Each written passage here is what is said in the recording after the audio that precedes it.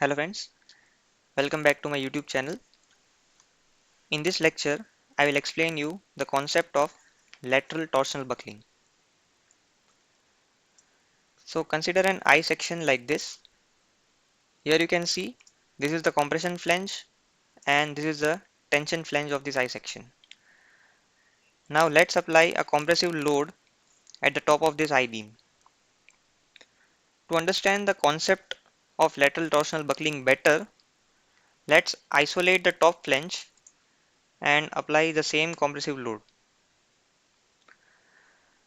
So as you can see, on applying the compressive load, the top flange will buckle out of its plane like this.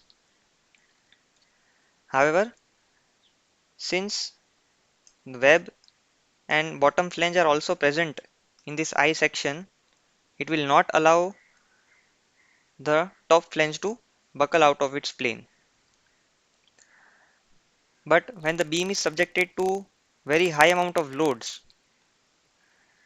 instead of buckling vertically, the beam will now tend to buckle sideways like this.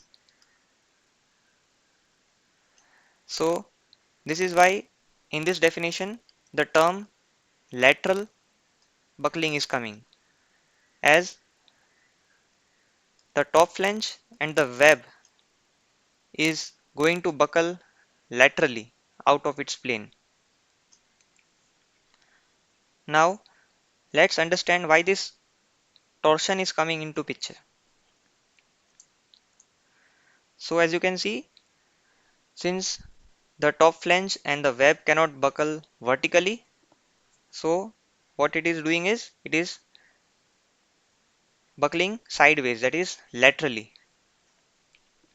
So this was our I-beam which was subjected to a compressive load P, and the reaction from the bottom support was also P. However, when there was lateral buckling, so what is happening, this top flange is buckling sideways. So now what is happening is the load here is P and the reaction here is also P. Here you can see that this load P and the reaction P are not in the same line. So this is creating torsion or the additional moment like this. Initially, since load P and the reaction P was in the same line, there was no torsion introduced. However, since the beam has buckled laterally, there is an additional eccentricity coming into picture, and this is producing torsion. So this is what we call as lateral torsional buckling, where the beam will buckle laterally and it will also undergo torsion. Now the question is, how can we prevent lateral torsional buckling?